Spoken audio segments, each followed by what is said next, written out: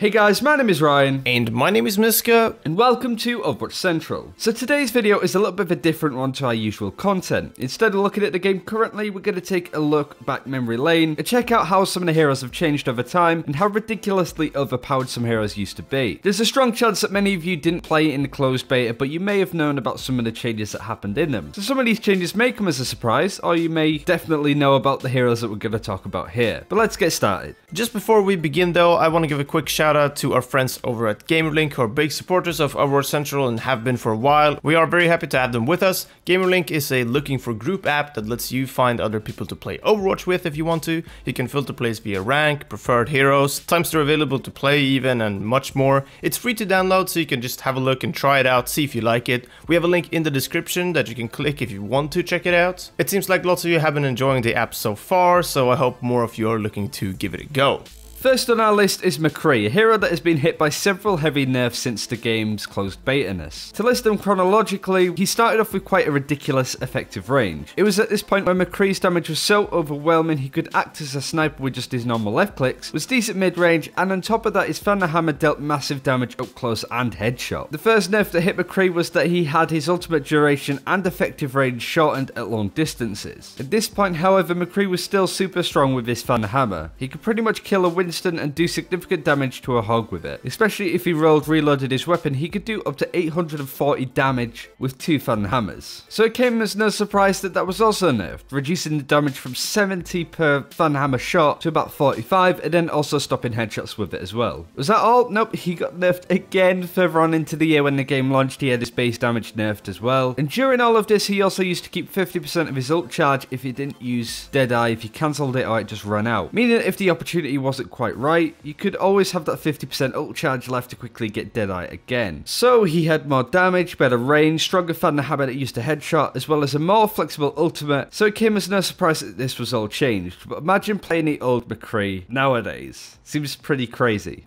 Genji is next, and let's just begin with the insane dot or damage over time effect that his Swift Strike used to have. This was part of the Swift Strike for a while in beta and meant that you deal the initial damage of the Swift Strike to any target you'd Swift Striked, just like you do now, and then in addition to that you'd also have the damage over time effect that applied afterwards. This made Genji's damage overwhelming, as the Shuriken also dealt 20% more damage back then. All the way up to September last year, which was the season 2 of competitive play, Genji still had his double jump reset after wall climb as well, and his Swift Strike would kill Widow Mines and Junkrat traps still. On top of that, you could interrupt and cancel abilities more efficiently as well, and the duration of his ultimate was at 8 seconds compared to today's 6. Genji was a powerhouse back in the day, but is still hanging in there after several nerfs and changes. On to Ana, a hero that maybe some of you didn't expect on here, but maybe some of you definitely did, because she used to be a lot stronger than she currently is. And most of you have seen the nerfs recently come and go. Shortly after launch, she wasn't getting picked an awful lot, so Blizzard decided to tinker with her a little bit. She had her rate of fire and magazine size both increased, and after a few months, she had the radius of her biotic grenade increased as well, from 3 to 4 meters, which really was a massive buff to her. Back then as well, Nano Boost actually added a speed boost to the character as well as a damage increase, and a decrease to the damage that they take. So throughout season 2 and 3 this used to be a massive thing. Blizzard got a bit sick of it, and she had the move speed buff completely removed from the ultimate. After the triple tank meta, she was still a must pick and had her healing boosted from her biotic grenade lowered by 50% back in January, and the grenade's duration was reduced from 5 seconds to 4 seconds. As time went on, we're catching up to sort of present day, and there's still tweaks of Ana being nerfed here and there. Her damage was decreased as well, meaning that she couldn't really deal with virus anymore, and also the impact damage in the healing of her biotic grenade was brought down about 25% too. But she's still being picked nowadays. People still play her a lot and she's a really popular hero. But just imagine some of these really good Anas again on the really old version of this hero. It's like a constant nano boost to this character.